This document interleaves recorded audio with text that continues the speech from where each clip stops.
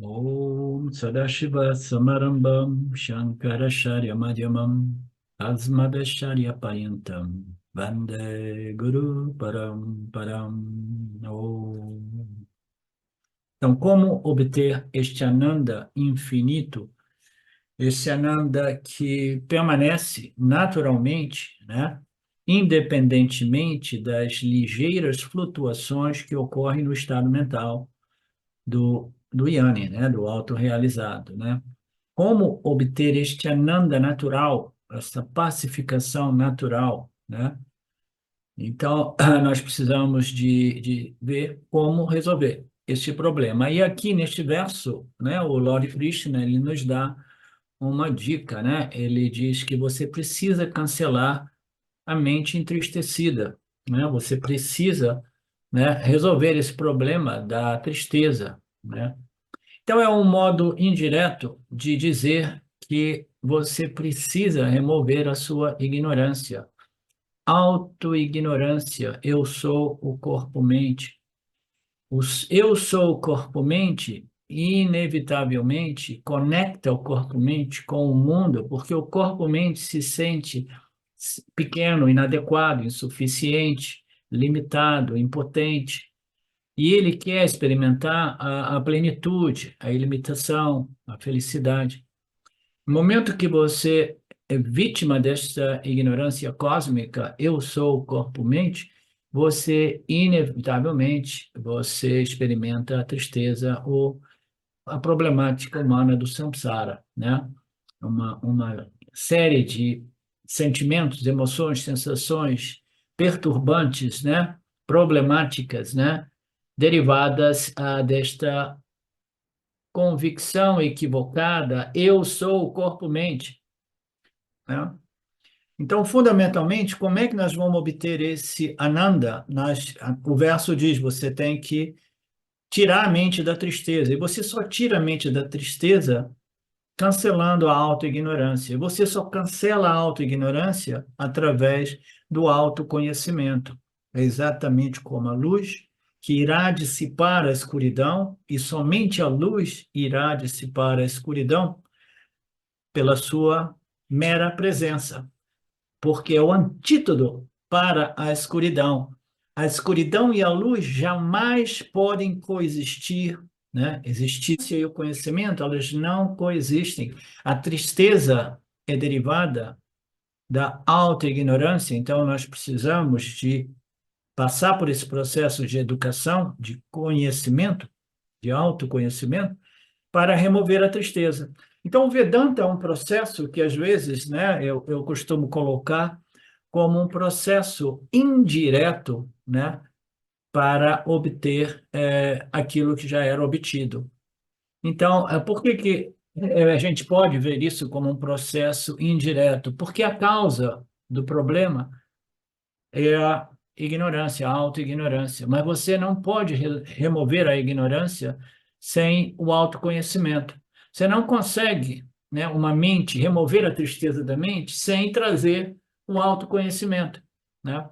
Então, você só irá cancelar esta ignorância, essa tristeza, com o autoconhecimento da minha natureza alegre como Ananda, feliz, satisfeita, pacificada como consciência, né? Então, você jamais obtém o autoconhecimento diretamente porque envolve a remoção da autoignorância. Todo ele a respeito disso. Remover este equívoco de identidade, aham, corpo, asmi. Aham, corpo, mente, asmi, né? Então, é mais ou menos isso. Aí ele faz uma analogia também do ponto de vista de um médico realmente raro nos dias de hoje. Ele vai tratar a sua doença, né? Buscando não os sintomas, mas a raiz do problema, e ele não consegue remover a doença, ele consegue restabelecer a saúde, né? Então, fazendo o quê? Né? Pelo menos removendo tudo aquilo que nós fazíamos que produziu esse desequilíbrio e a doença, né? Então, indiretamente, né, nós recuperamos a saúde através do exercício, uma prática saudável.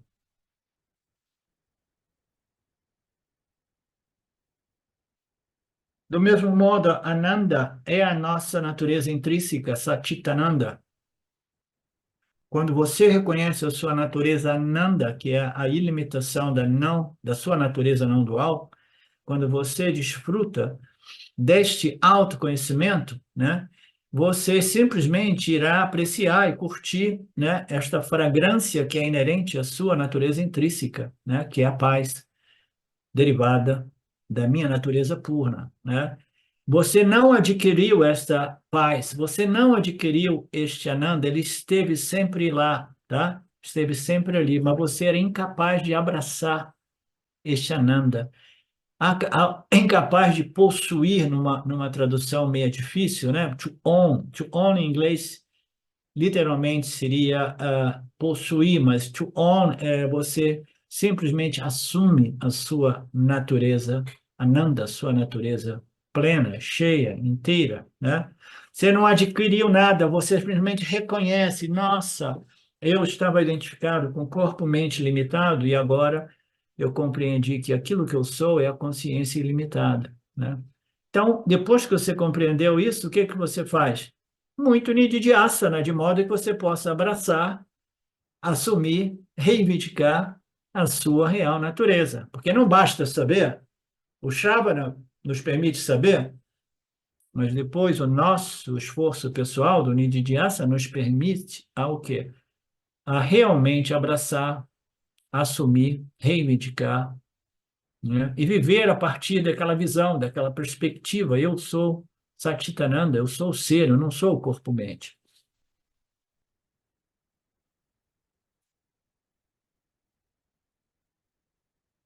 Nós estaremos removendo nesse processo vedântico todos os obstáculos, né, que podem ser os vermes, né, os micróbios, né, que produzem a doença do samsara, ou as bactérias, né.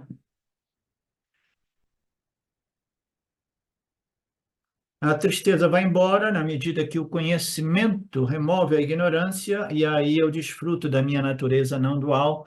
Eu assumi, abracei, reivindiquei, né, a minha real natureza.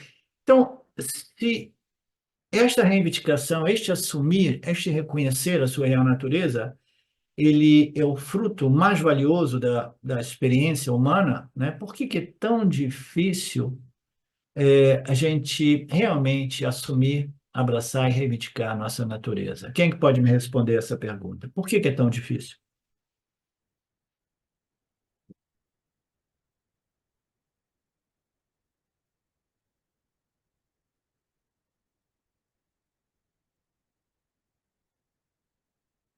Ah, professora, é tão difícil porque somos totalmente apegados ao corpo e à mente, né? E essa identidade que o mundo o tempo todo fortalece isso. Todas as mensagens, palavras, informações dizem que a gente é isso e aí acreditamos. E é isso aí.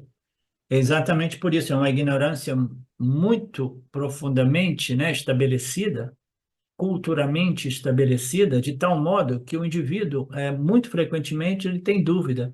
Porque ele diz assim, se 99,999% da humanidade acredita que nós somos o corpo-mente, por que que eu vou acreditar nesse 0,00001%, né, que diz que não, você não é o corpo-mente, você é a sua natureza infinitamente não limitada, né?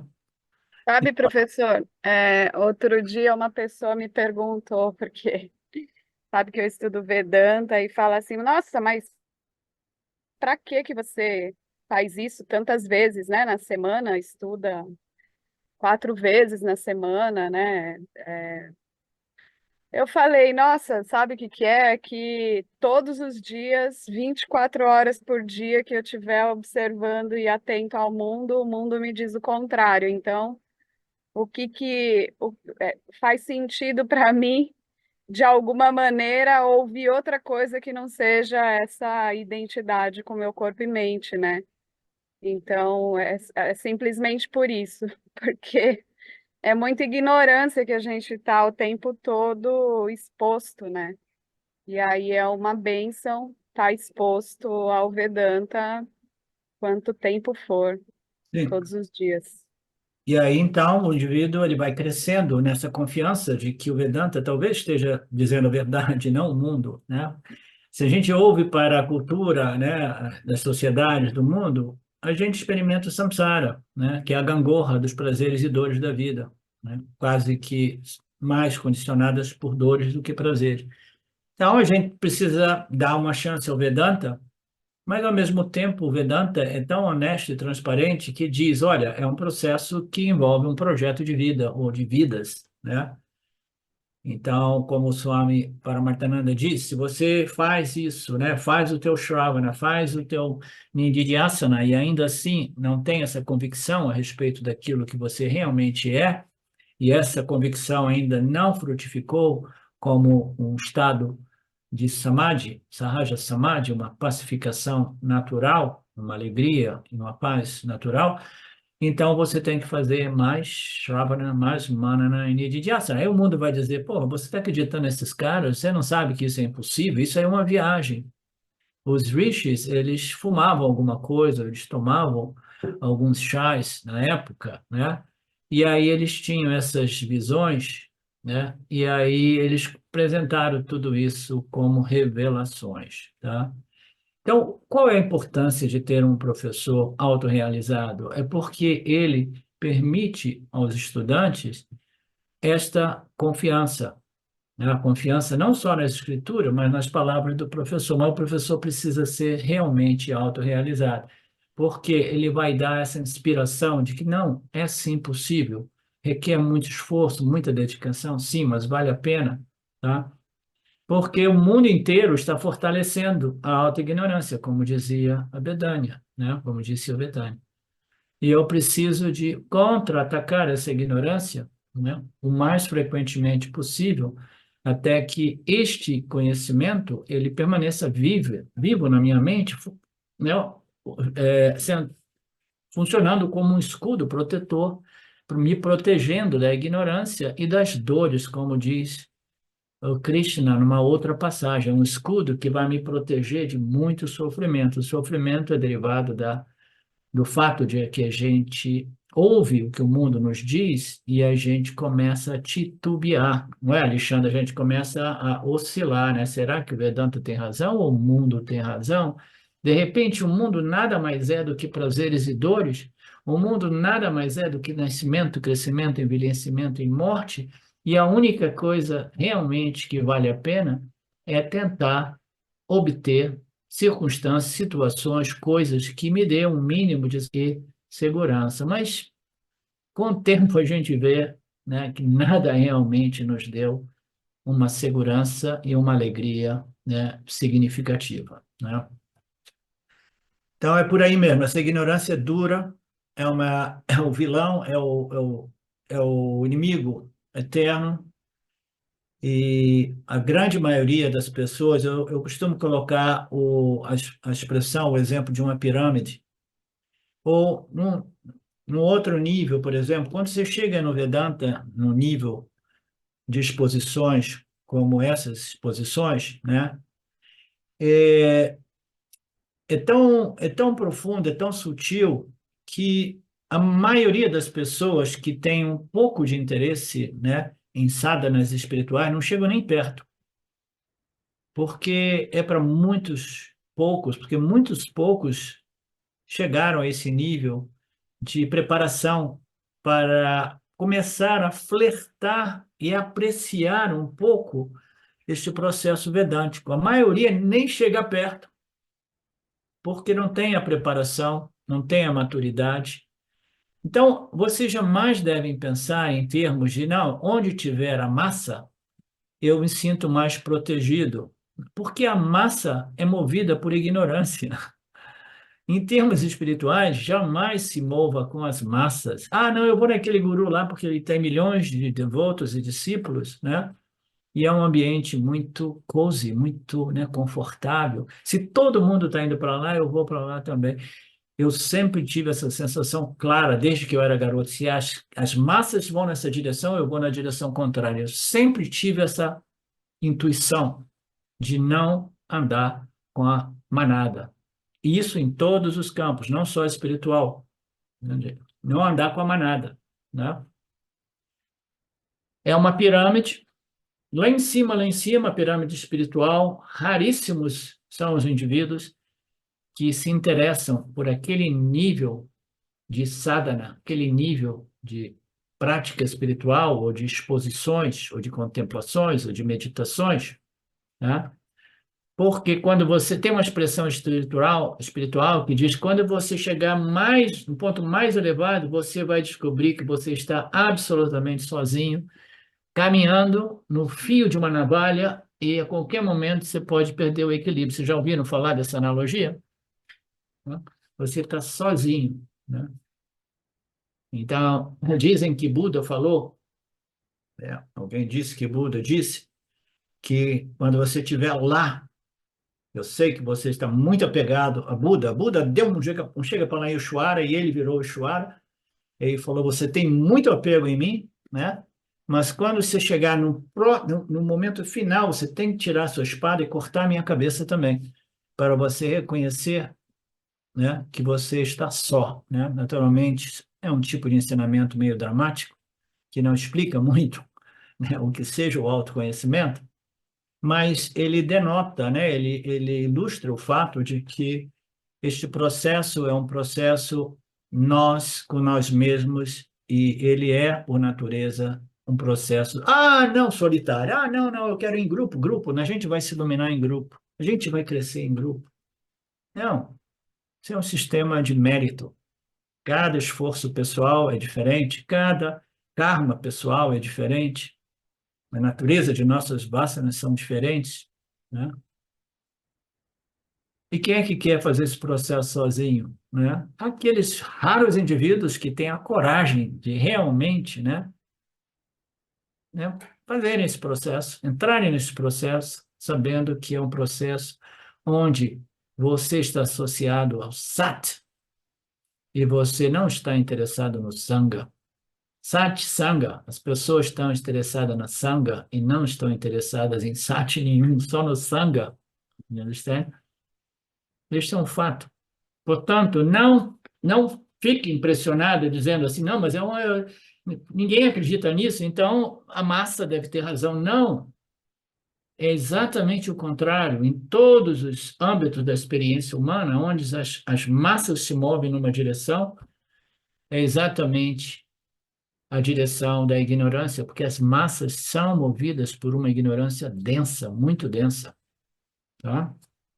Não existe nada melhor do que a solidão, na medida que esta solidão te permite, né, um ambiente no qual você possa fazer esse trabalho espiritual, interior, né? Sadhana, sem muitas distrações, né? Não existe nada melhor do que uma solidão que te produz, que te propicia o ananda em vez de a carência e a falta, né? E, portanto, o que é samadhi? É dissociação da tristeza que depende da dissociação da ignorância.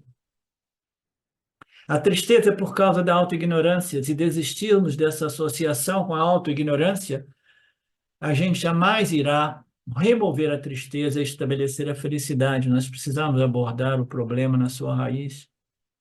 Nós precisamos nos associar com o autoconhecimento. Assim, o efeito será esta felicidade, porque a felicidade é a nossa natureza, é o nosso Svarupam, né? Svarupam, natureza intrínseca, Satchit Ananda. Então, qual é a definição aqui? A definição é dissociação com a tristeza, que significa dissociação com a ignorância. Associação com as escrituras e com o guru, para que possamos, né, percorrer esse processo de investigação que conduz a essa convicção absoluta a respeito daquilo que eu sou. Então, aqui o Swami muda um pouco a conversa, ele fala que agora Krishna está dando um conselho a todos os estudantes do Vedanta. Você deve praticar, deve entrar neste processo passando pelas disciplinas gerais, né? Barihanga Sadhana, e depois entrar no Antaranga Sadhana. Então, nós temos dois campos de disciplinas. Uma disciplina é uma disciplina mais a respeito da observação do Dharma, né? A compreensão do relacionamento entre o Jiva e Ishvara, que produz, né, uma personalidade religiosa, devocional, espiritual. São as disciplinas gerais, né, de conduta, dármica, etc., etc. E depois nós temos as disciplinas específicas, que aqui estão sendo abordadas como a meditação, né, preparatória e a meditação que produz o autoconhecimento. E essa meditação de contemplação depende do conhecimento que é obtido através do Shravanam, né? Expor a mente aos ensinamentos do Vedanta com um professor competente e autorrealizado. Então, este é o processo. A gente passa por Dharana e depois Dhyana. Dharana é tirar a mente do mundo e trazer a mente para o nosso objeto de contemplação. E Dhyana é quando a mente permanece focada no nosso objeto de meditação. E depois Ananda ou Samadhi é quando a mente é totalmente absorta naquele objeto de meditação. Isso é chamado de Samadhi. No Dhyana tem esforço, o meditador está forçando, arrastando a mente de novo e novo para o Atma, para o ser. Depois isso cria um momento, né, uma força, né, uma tendência natural, aí a mente permanece naturalmente absorta no Atma, no ser, né? E isso é chamado de Samadhi. Então, Dharana, Dhyana e Samadhi. Se nós não passarmos por todo esse processo, nós estaremos fazendo ginásticas intelectuais, verbais, que não irão transformar a personalidade do indivíduo, a vida do indivíduo. O que a gente quer não são os ensinamentos, mas a transformação. Então, aqui ele está contradizendo o que eu estou dizendo, mas não necessariamente. A gente quer a transformação porque nós queremos ser felizes. Mas o desejo maior não é o desejo pela felicidade, mas é pela verdade a respeito daquilo que eu sou. A felicidade é um efeito deste desejo pela verdade. Se você desejar a verdade do mesmo modo que você deseja o ar que você respira, sem o qual você já não existe, encarnado, então você está desejando realmente a verdade de modo intenso. E se esse trabalho do Nididhyasa não for realmente feito, todas as pessoas em torno da Betânia vão dizer: pô, você está fazendo isso por tanto tempo e parece que você não muda. Primeira coisa é que a Vedanta está mudando. Vedanta, ó, eu chamo a Betânia de Vedanta, daqui a pouco eu vou começar a chamar Vedanta de Betanta.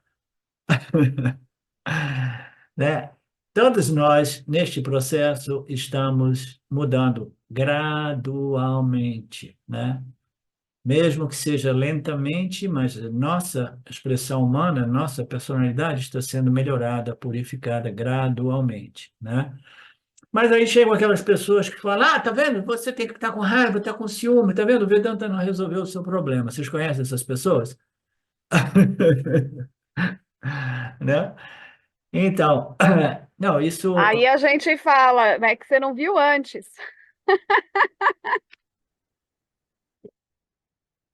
Ótimo, gostei dessa. Que você não viu antes, muito legal. Então é por aí, né? A gente não se deixa bater pela dificuldade inerente a este processo, porque nós estamos lutando com o inimigo mais potente que existe, que é Maya, e o poder de iludir todos os indivíduos a crer, né, que eu sou o corpo-mente e o mundo aparece diante de mim para me completar, né?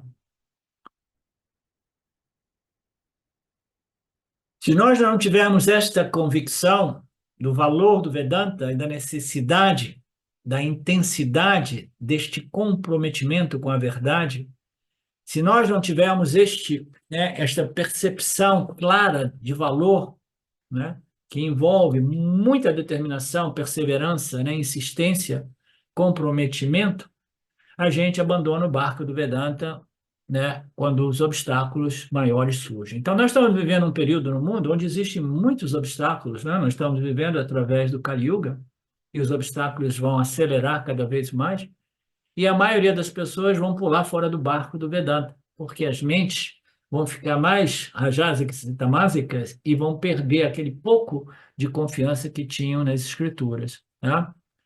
Então, na primeira dificuldade, o que que elas fazem? Elas sacrificam o Vedanta, né? Aí o Swami Paramartananda faz uma das piadinhas dele e diz assim, essa é uma ótima definição do que seja o Vedanta.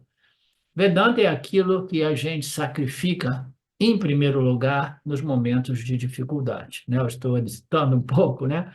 Mas é mais ou menos por aí, né? O que é o Vedanta? É aquilo que é o primeiro a ser sacrificado em momentos de dificuldade, né? É a primeira vítima. Portanto, nós precisamos desenvolver um valor por esse processo vedântico que envolve Upasana, que envolve Nididhyasana, né? E essa mente precisa ser persistente, incansável, né? Uma mente chata, uma mente que jamais desiste. Essa mente jamais pode ser uma mente deprimida ou pessimista. Quando nós procuramos fazer a nossa meditação, o nosso material subconsciente vem à superfície. Por que que ele vem à superfície quando a gente medita? Porque quando nós estamos despertos, vivendo, né, interagindo com o campo, nós estamos engajados com a interação com o campo. A mente está ocupada com o campo. Por isso que a meditação é tão desconfortável no início. Por isso que as pessoas gostam de estar sempre muito rajasicamente enganjadas no campo. Porque todo aquele material desconfortável que reside no subconsciente humano, ele não tem a possibilidade de vir à tona, com exceção dos sonhos, às vezes, né? Então, nós estamos passando por um processo, né, no qual eu vou meditar. Quando você começa a meditar no início, aí, pum, você encontra a sua mente subconsciente cheia de porcaria, né? Cheia de problemas, cheia de tendências negativas, de pessimismos, né? De fantasias, tudo aquilo vem à tona, porque agora você está vendo a sua mente, porque você parou de enganjar, né? Então, isso é absolutamente normal, né? Nós precisamos de passar por isso, todas essas dificuldades virão, né?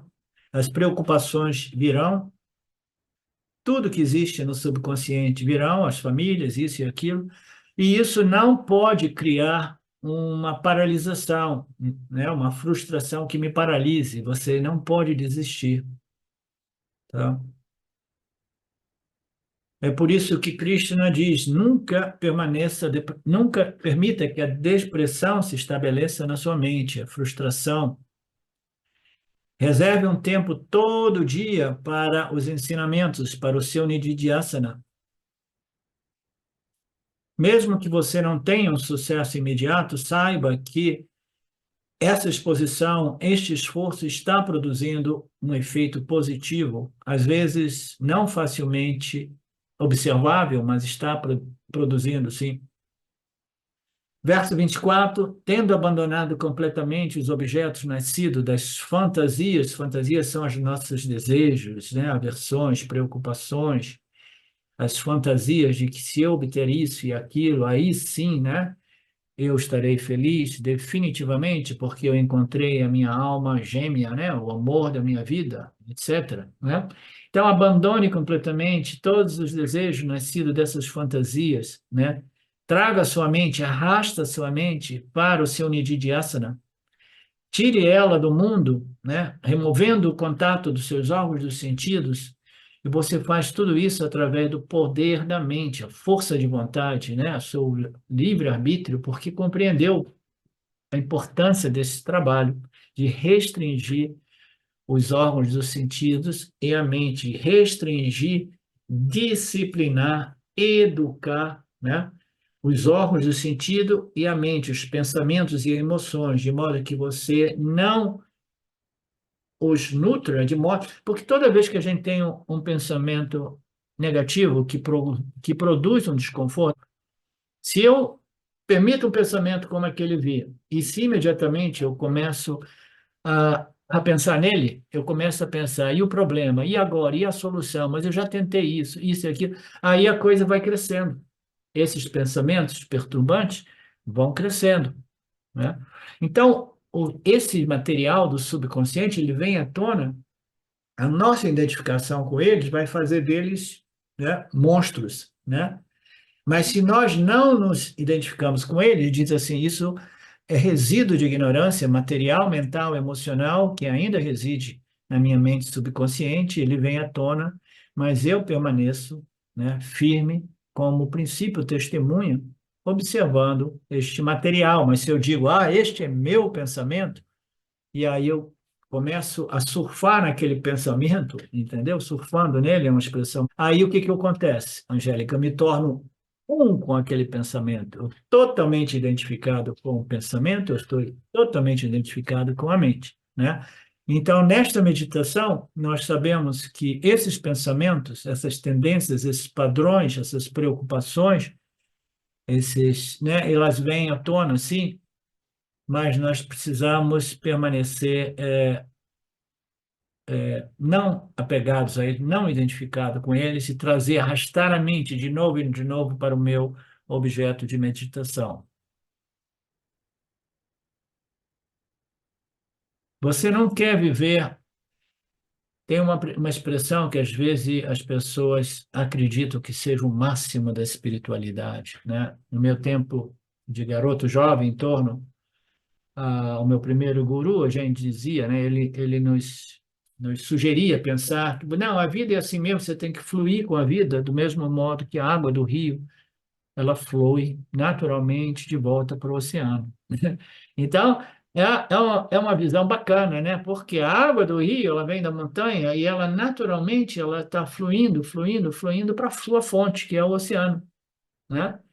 Então, nos dá a sensação, não é uma sugestão, porque ela gradualmente vai te mover para a sua fonte. Não, porque você vai ser movido pela autoignorância que vai te mover para mais e mais samsara, mais e mais ignorância. Nós precisamos, no início, fazer um esforço monstruoso para não viver a vida à revelia desta ignorância cósmica, que, né, produziu este programa ignorante depositado na nossa mente subconsciente, que se manifesta com pensamentos e tendências, né, negativas, né, que causam a tristeza e a dor. Tá? Então, não caia nesse papo de que o autoconhecimento é um fluir. Você sente, flui, porque isso é conversa para enganar as pessoas, tá? Conversas superficiais. Deixa a vida me levar, a vida leva eu, né? Sim, ela vai te destruir, como diz o Gita, né? Ela vai te destruir gradualmente. Você tem que nadar contra a corrente, minha cara e meu caro. Você precisa nadar contra a corrente. Esta é a batalha entre a luz e as trevas, a ignorância e o conhecimento. Então, nadar contra a corrente. Todas as preocupações irão conduzir o seu dia a dia, porque você vive a revelia da sua ignorância. E no Gita, no segundo capítulo, o Lord Krishna diz para uma pessoa que está constantemente pensando no mundo, nos objetos do mundo, ele desenvolve apego, ele nutre essas vasanas, esses apegos, né? E permanece preso e amarrado no samsara. Ele vai desenvolvendo afeição, mas ambas as energias de desejo e aversão, elas irão comprometer o corpo-mente. Porque do desejo vem uma simpatia, uma afeição, do carinho nasce o desejo, do desejo nasce o carinho, e depois disso vem a doença do samsara, que inicia com uma frustração sempre que nós não obtemos o que queremos, que quase que invariavelmente é seguida de depressão ou raiva, entre muitos outros sentimentos perturbadores, né? Essa raiva também é um pensamento construído, todos os pensamentos negativos são construções de um processo subsequente de pensar naquele pensamento. Isso que é importante nós observarmos. O primeiro pensamento surge, o pensamento é um pensamento problemático, ele causa desconforto, e nós precisamos arrastar a mente fora daquele pensamento, a menos que seja importante focar naquele momento deliberado, naquele pensamento. Né? Como no caso, às vezes eu digo, não, agora eu vou pensar no meu problema porque eu vou fazer mais um esforço para tentar resolver. Né? Caso contrário, você simplesmente arrasta a mente para os pensamentos que te libertam.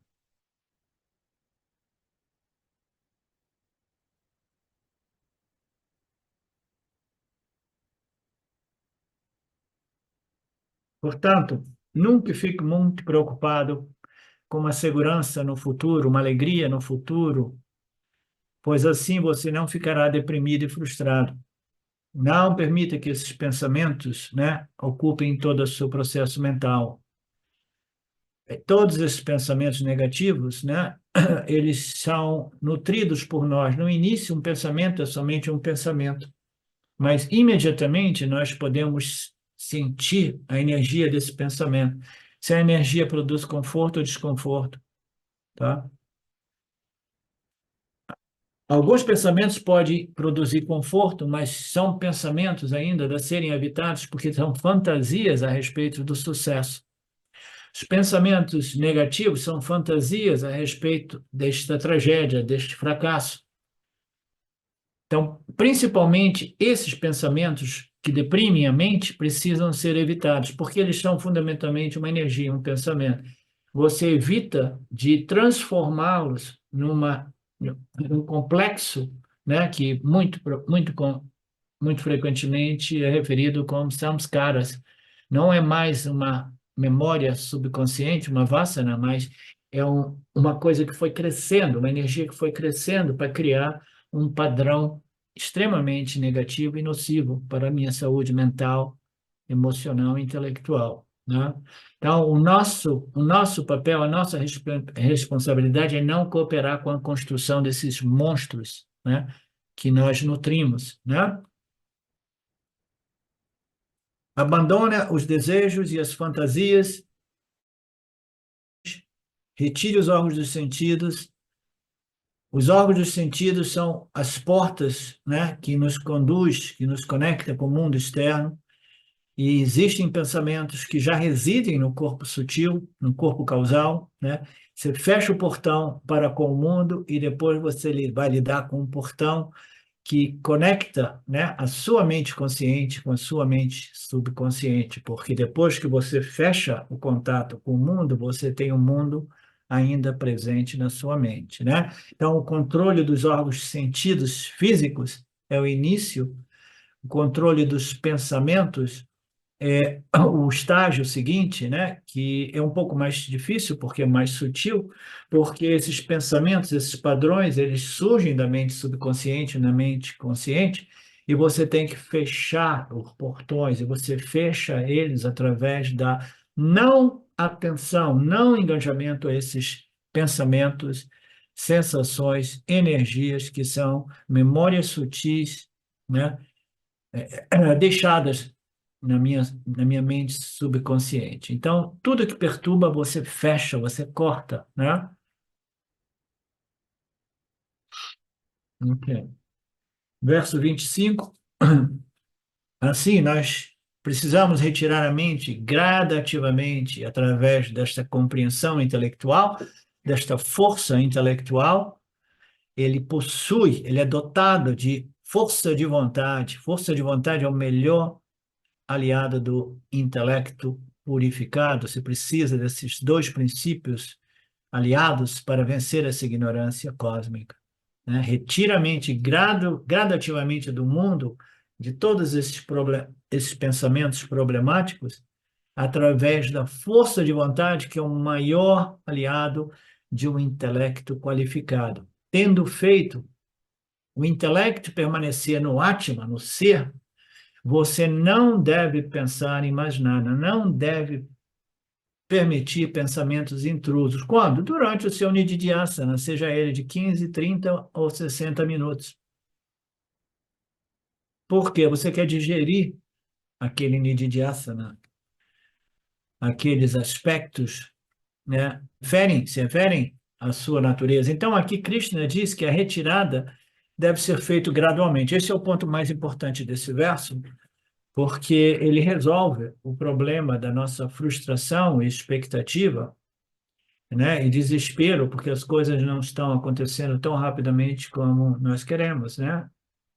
Eu sei a frustração, eu conheço a frustração. Diversas vezes eu falei para mim mesmo: chega, eu não quero mais saber dessa história de autoconhecimento, iluminação, chega, estou frustrado, já estou nessa já dá uma década, já estou nessa já dá 2 décadas, chega, né? Mas uma vez que você tenha pego esse vírus do autoconhecimento, da busca espiritual, esse vírus ele não te deixa realmente, tá? Eu tentei evitar, eu tentei voltar para o samsara, mas foi impossível para mim, né? Ele permaneceu ali, né? Esse desejo pela libertação do samsara, né? Então ele diz aqui que é gradual, a gente não precisa de experimentar frustração, você tem que persistir repentinamente. Repentinamente nada disso ocorre a menos que o indivíduo seja altamente superqualificado, né? Você não consegue passar uma mente grosseira que está habituada a pensar no mundo mais grosseiro e no mundo sutil e pegar ela e focar ela no Atma, no ser, no seu Nididhyasana, né? Em torno à consciência e existência de natureza infinita, né?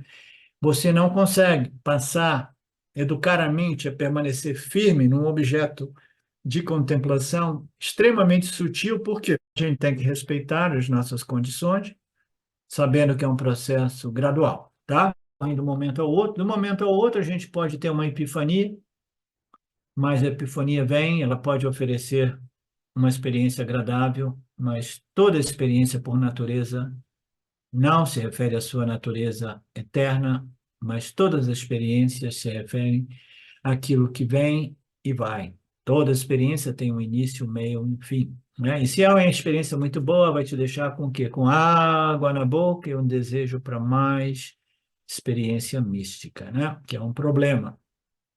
Esta revelação é chamada Darshana Nyaya Arundhati, que é uma revelação gradual. Isso é tão importante para a gente compreender.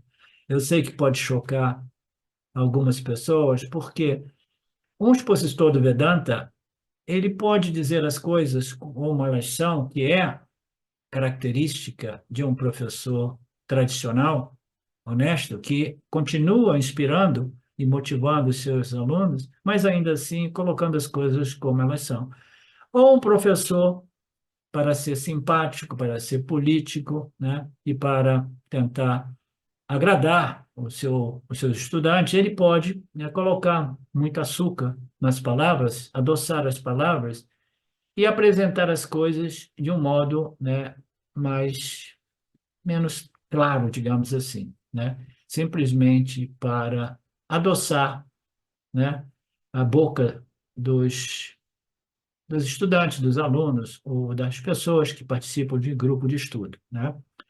Então, não, este é um fato, é um dado de fato, por isso que o Vedanta apresentado realmente assim como ele não tem um apelo muito grande, né? Então, não pense que isso possa ocorrer repentinamente, você tem que gradualmente passar por tudo isso. Revelação gradual. A mente vai se tornando gradualmente mais sutil, e mais sutil ela é, mais ela consegue compreender a natureza sutil do Atma. O Atma é definido, existe uma infinidade de definições para o Atma que serve como material para o nosso Nididhyasana. Uma delas é o Atma, o ser, a consciência, é o mais sutil do sutil. Então, como é que uma mente vai meditar, contemplar naquilo que é? A mente consegue meditar naquilo que é mais denso do que ela, porque assim ela consegue objetivar.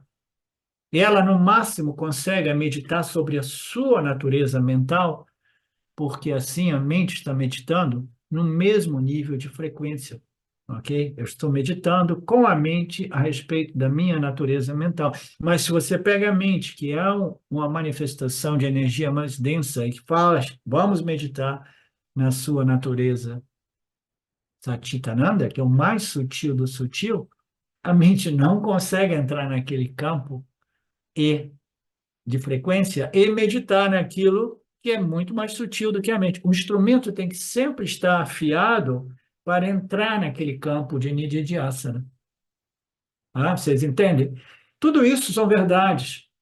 Eu gosto do Swami Paramahansa porque ele apresenta as verdades. E eu gosto de elaborar de modo mais honesto possível para evitar delírio, né? Evitar fantasias que não são realísticas, que não são fundadas realmente na realidade, simplesmente para ter vocês aparecendo, né, nas aulas dos fins de semana, né?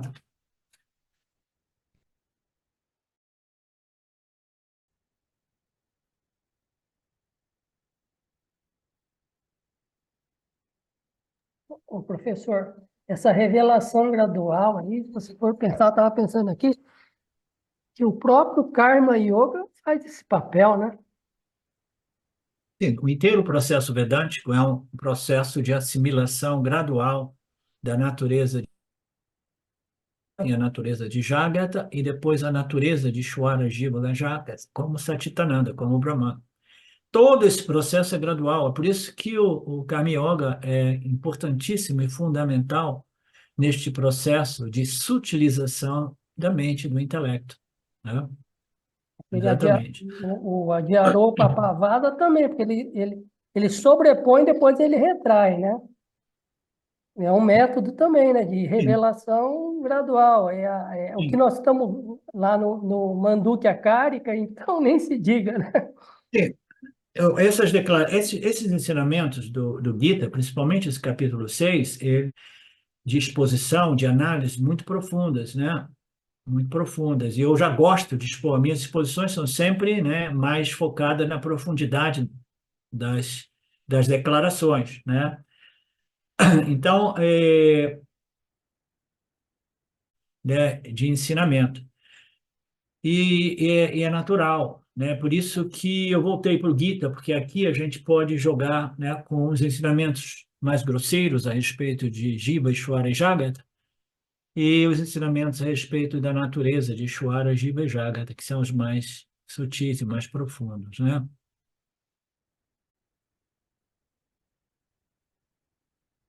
Então, o processo é esse, a remoção dessas compreensões errôneas, equivocadas, e nós vamos parar por aqui. Tem uma frase bonita aqui, muito bonita, que eu vou deixar para nossa próxima aula,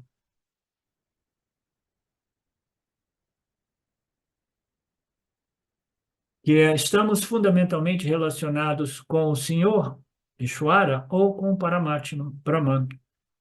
Então, Ishwara e Brahman, né, eles constituem aquilo que nós somos, né?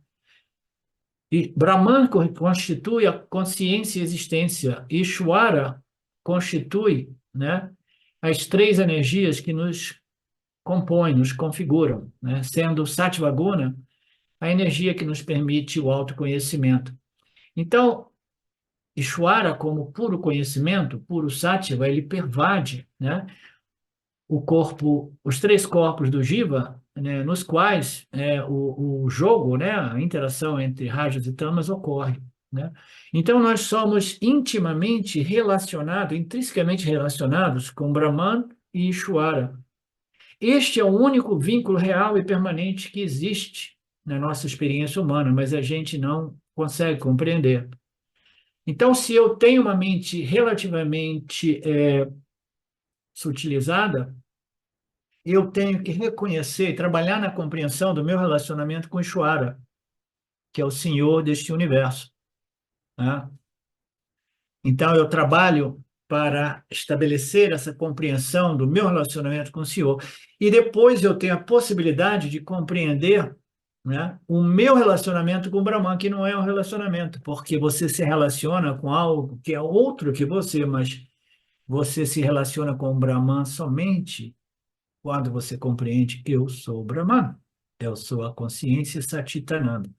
Então, nós estamos sempre banhando, né, fundamentalmente, né, nesses dois princípios, que é o Criador e Brahman, a natureza do Criador.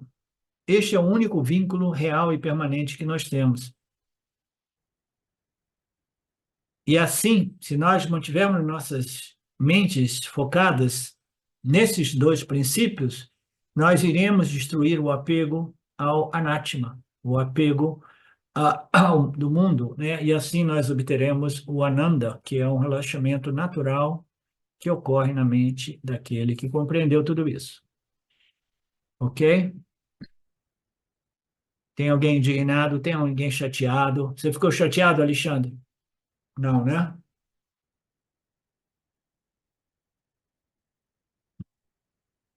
Então tá, meus queridos, a gente se vê na terça-feira no mesmo Bate-Canal, no mesmo Bate-Mídia, Bate-Vedanta Brasil, Ishvara permitindo. Om Purnamada Purnamidam Purnamudachyate Purnasya Purnamadaya Purnameva Vashishyate. Om Shanti Shanti Shanti Om. Namastê.